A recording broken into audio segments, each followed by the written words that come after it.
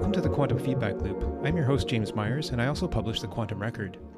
In this discussion, I was fascinated to learn from astronomer Lindsay House about the hunt for evidence of dark energy that will take citizen scientists over 9 billion years back into the history of the universe.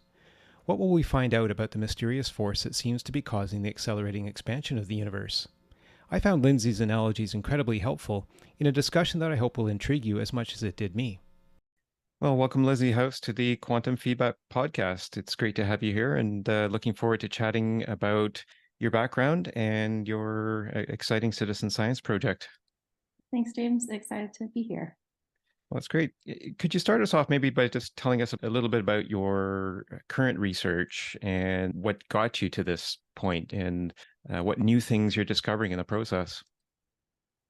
Yeah, so my background is in math and physics, and I actually took a little bit of time off before coming to grad school where I was teaching and working at a planetarium, and that was really what sparked my interest in coming back to school for astronomy.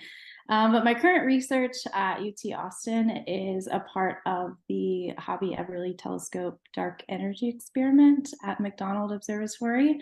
And I run an online citizen science project that gets the public involved for classifying some of the galaxies that we collect from the telescope.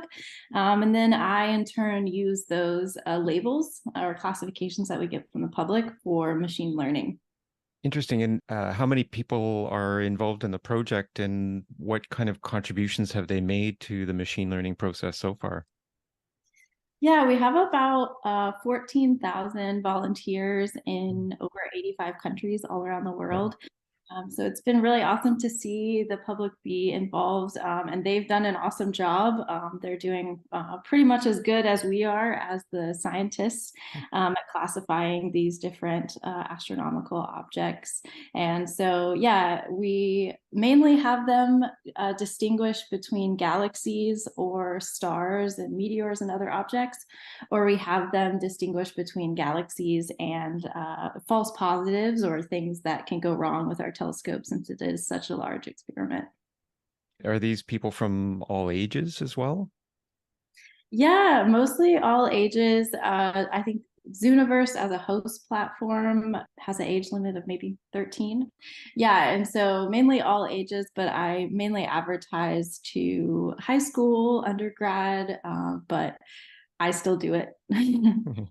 Well, that's neat. I'm actually going to join as well, so I'll be one of your participants in this. I'm looking forward to that. What are some of the interesting things that the citizen scientists have found so far that weren't expected? And I'm wondering too what the advantage of having citizen scientists participate in a project like this is compared to just letting the machine go out and find what it will. Like what's the human advantage of this? Yeah, so our project, HeadDex, is so large, really, that we were having trouble with machine learning and AI efforts in the beginning. It wasn't doing a great job, and it wasn't making it as accurate as we wanted for the dark energy science that we wanted to be able to do. And we really found that the human's eye ability for pattern recognition was really unmatched in the beginning, especially at looking at these really low signal to noise objects or these really far away galaxies. And so we use citizen science, and it's worked really well for us, and that we can do this a whole lot more efficiently, and we can get them also involved and hopefully the public in learning something as well. Interesting. And then are you using the results from the human participants to tweak or change the way the machine learning approach is used or applied? Yeah, it's kind of an iterative process. So we get the labels from the public. We then use machine learning, and it's kind of that unique combination right now of the machine learning and the visual classifications from the public that's yielding our best results. We can then kind of iterate on that and then put more of those sources back into Dark Energy Explorers and have the public look at another subset and then kind of do the same thing over and over again. Wow, so it's a continuous process. The machine learning, I guess, inputs just continue to change over time, I guess, from the human participants. Yeah, Yeah. exactly. Fascinating. And I guess, we live in this world of and time of big data where, a lot of data is fed into machines and humans across the planet are providing labels, I guess, essentially to train the machines on the content of the data.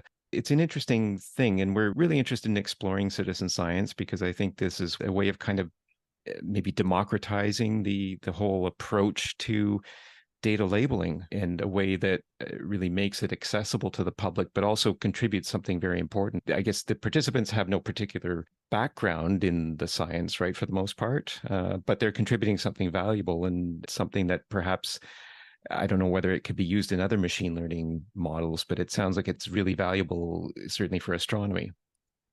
Yeah, it's been really valuable for us, and we don't require any science background. We try to make it as easy as possible, really reducing that barrier to entry so anyone can join. And yeah, they are really a part of this dark energy experiment. A lot of the sources that we're putting in, we don't have the time to look at these millions of sources. So a lot of times they're the first people to ever look at these sources. And so it's really cool. And hopefully we're doing a good job of communicating that to them, educating them, and realizing that they really are a part of this project. It'd be exciting to be able to look at a screen and make a discovery that nobody else had seen. So, as I said, I'm very interested in participating, so I will experience that firsthand. On your website, you display this history and passion that you have for engaging the public in science. Where does that come from, and what kind of approach do you think is the most effective for engaging the public versus how science in general has approached things? I mean, I guess as an amateur in science myself, I'm not trained in science. It's something that I've kind of taught myself by following people of interest and doing my own research. But I find it, I guess sometimes it gets very technical.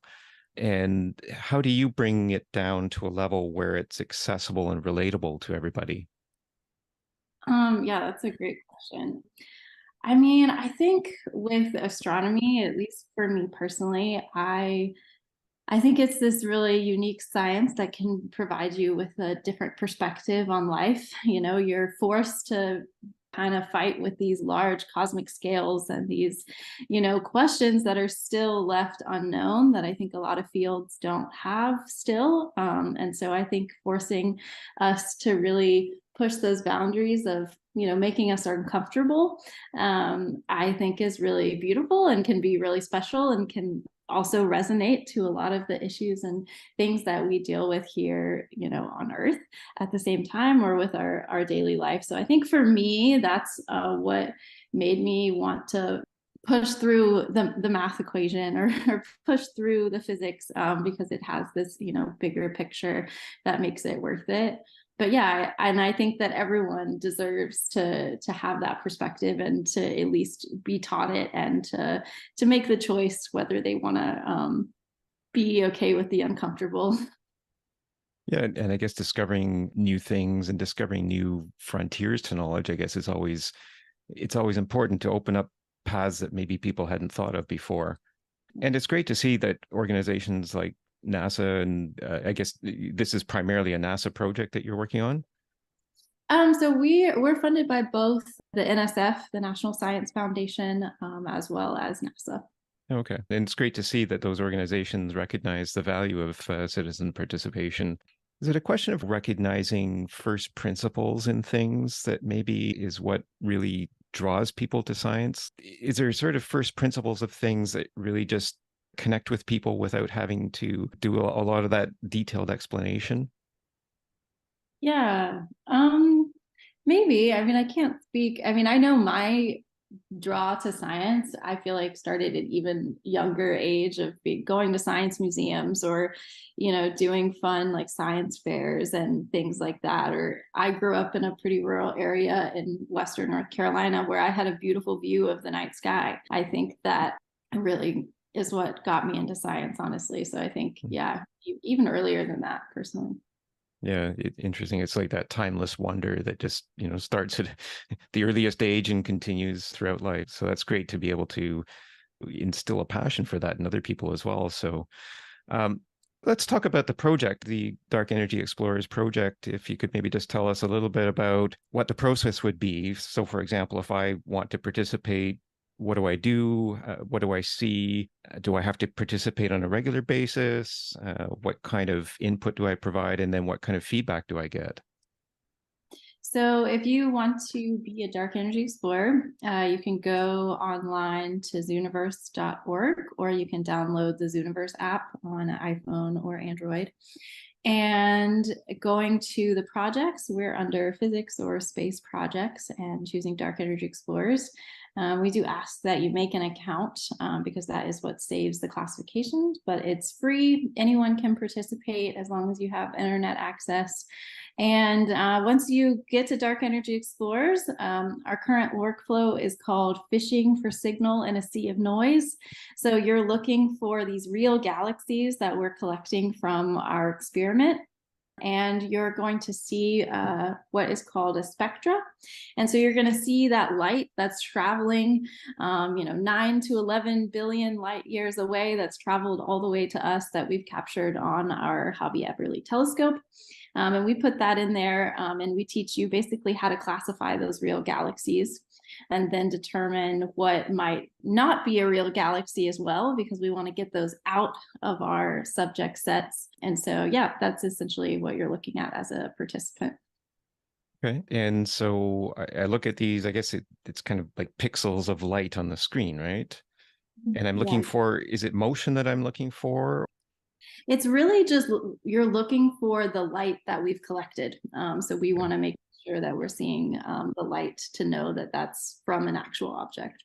It's collections of light, I guess, that would make up a galaxy. So I'm looking for collections of, okay, interesting. And then, so I provide the classifications, I guess, and then is there feedback? What happens afterwards? Say I participate for a week or two, or I go on once a week or whatever. Do I learn anything from it? How does that work? Yeah, you can participate whenever you want. Come and go as you please.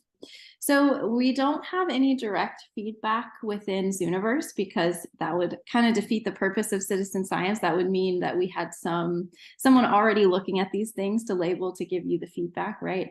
But we do try and let our participants know what we are doing with their classifications. So I have published papers. We've also held some Zoom night for our participants, and we'll get together all over Zoom and talk through some different sources and classify together.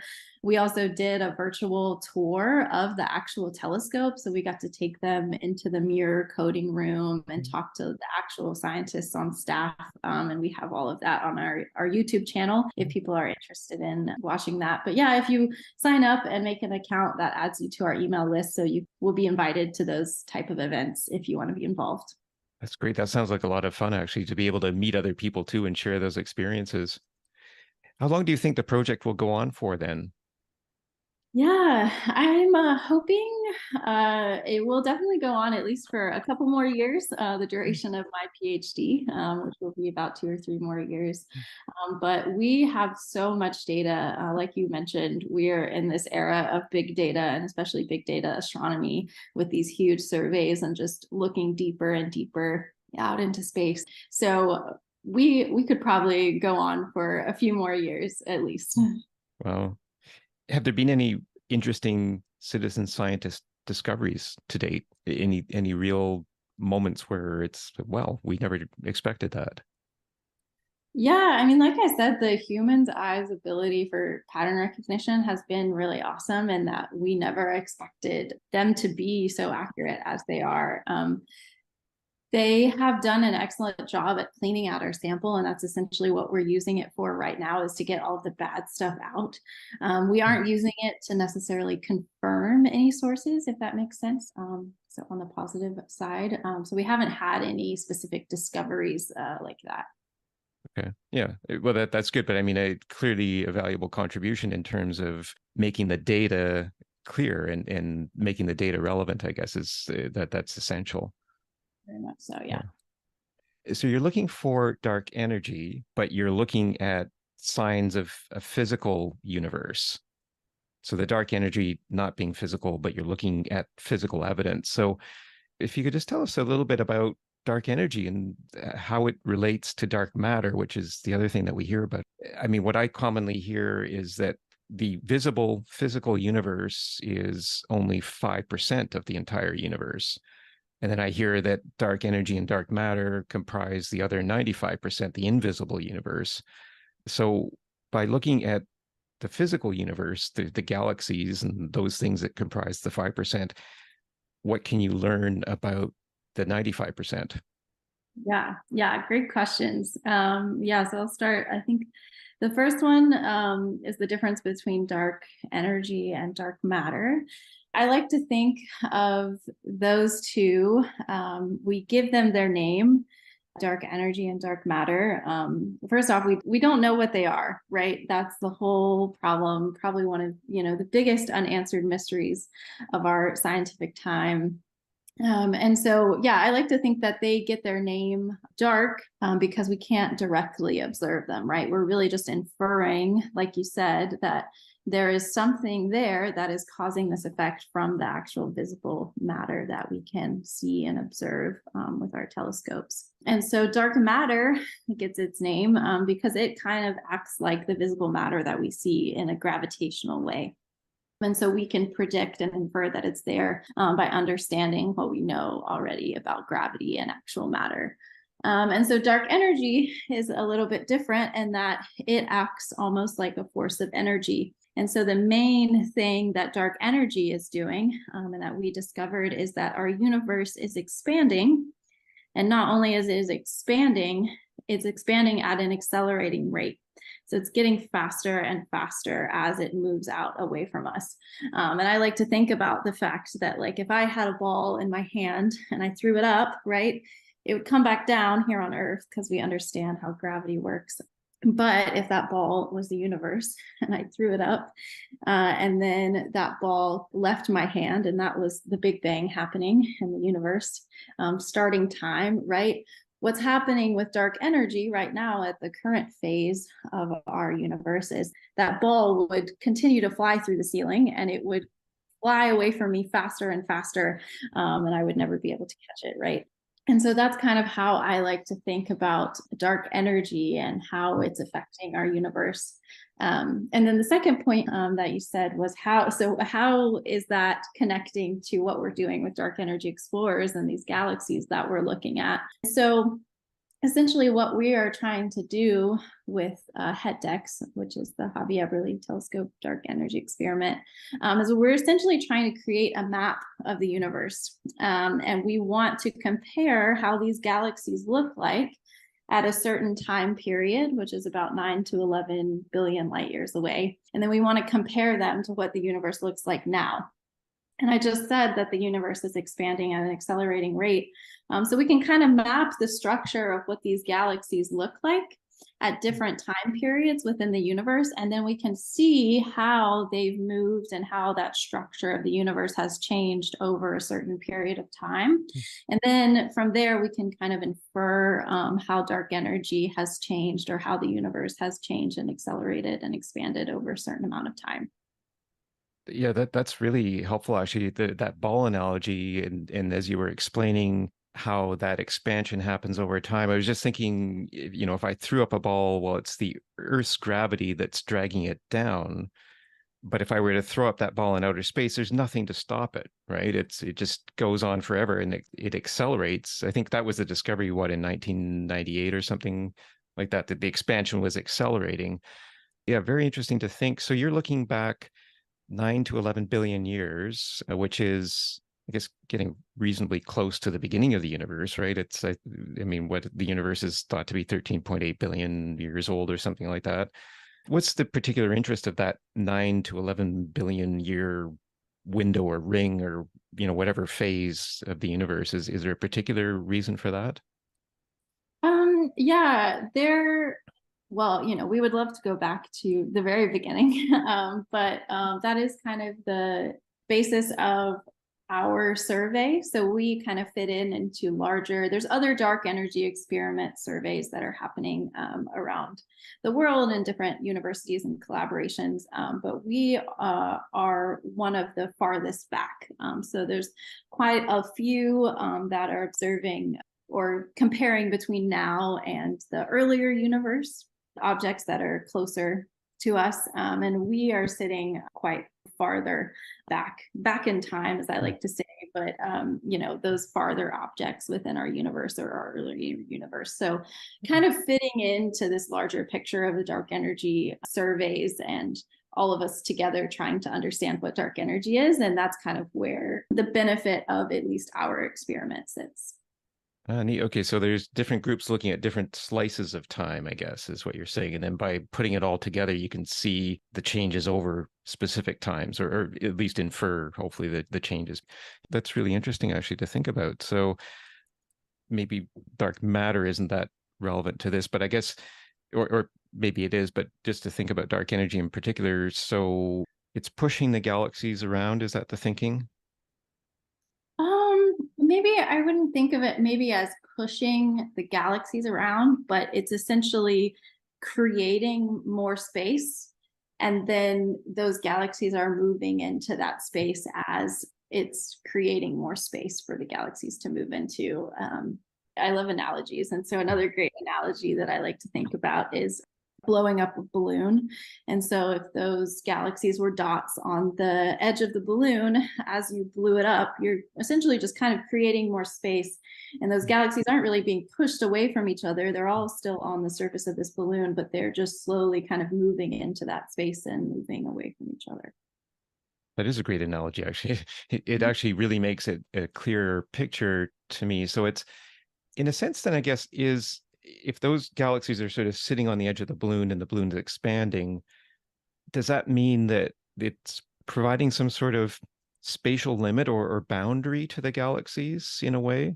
Like if the galaxies are the physical matter, is this providing some sort of boundary to the physical matter? Yeah, that might be outside of my expertise Yeah. or outside of what exactly we know. But yeah, these are great questions. And do we know if dark energy works similarly, I guess, to physical energy in the sense that, thinking, for example, of Newton's laws of motion, where for every action there's an equal and opposite reaction. Is there any evidence that dark energy behaves in that same way, or? So I don't, not that we have observed that we can say concretely yet, but yeah, that's a great question. And some of the theories of what we might find out from what dark energy is might break down our understanding of Newton's laws of physics. Like I said, with that ball, throwing that ball up in the air, we would expect for it to come down like gravity here, but those large scales, the entirety of the universe, we might have something new to learn about gravity or something new to learn about Newton's laws. That's fascinating to think about. Yeah, very, very interesting. And so I guess, the scientific method involves normally, I think, direct observation, right? So as you said, you're looking indirectly at dark energy by looking at these galaxies and making inferences. And I guess, is there any change to the scientific method in terms of, well, you're not able to observe the thing directly? How does inference work into the scientific method? I guess, is there a potential for error or discovery of new things in the future that would change these inferences? Yeah, I mean, of course, without direct observation, you can never know 100% for sure. I think in an ideal universe, we would know 100%. I do think though that there are, especially with enough observations and enough inferences and enough perspectives and different angles of looking at the same question, you can make a pretty tight argument.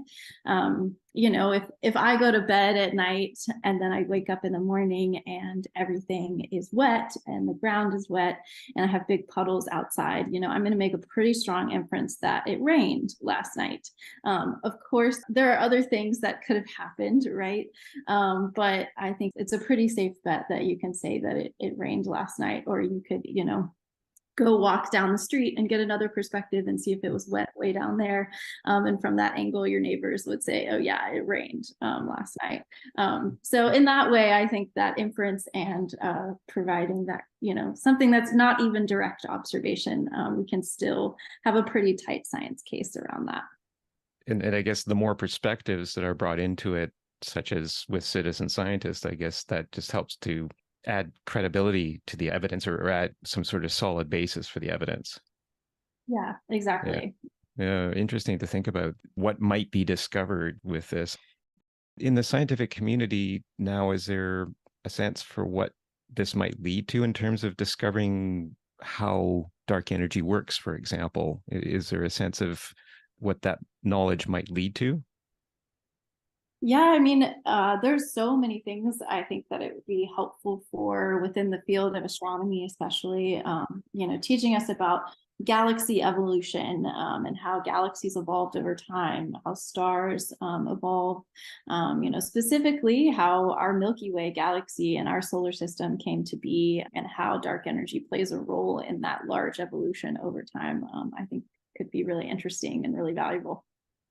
Yeah, for sure. And that answers that, I guess, age-old question, why are we here? And I guess if it helps us to understand how we got here, then maybe we understand more of why we got here. And yeah, really fascinating to think about what could be out there that we can't see, but we know is out there. And certainly the science and the type of equipment, I guess, now that's available for this is really providing data that didn't exist before, I guess. And so you mentioned the telescope. How does it work? What is it operating on? What kind of light is it looking at? I guess from what spectrum? Yeah, good question. So yeah, it's the Hobby Everly telescope that is at McDonald Observatory out in the Davis Mountains of West Texas. And it's a really awesome special place. I have to talk about it because it's one of the largest international dark sky reserves. So one of the largest protected places on Earth for dark skies and the lowest amount of light pollution, which is really awesome. And so, yeah, the Hobby Everly telescope is one of the largest in the world at 10 meters across. And it is taking spectra of those galaxies, specifically Lyman alpha emitting galaxies. Those are those galaxies that I was talking about that are sitting at about 9 to 11 billion light years away.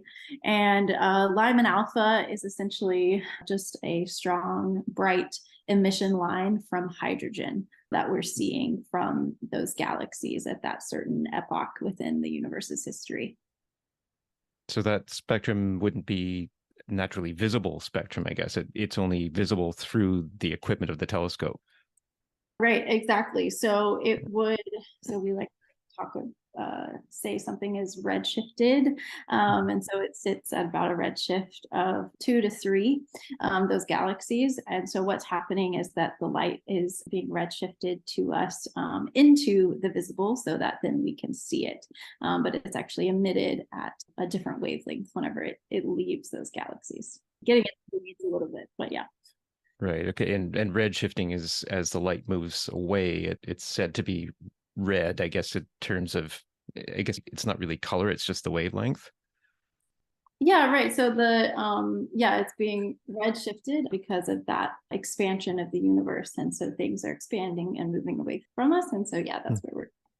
And is new equipment like the James Webb Space Telescope, is that able to contribute anything to these observations? Because it uses the infrared spectrum, I think, right?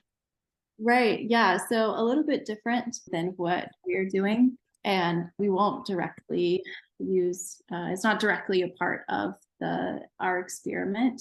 But all of the knowledge that we're learning from the James Webb Space Telescope can definitely help us in terms of the science case and how we're understanding just the universe and how things evolve over time for sure. Hmm.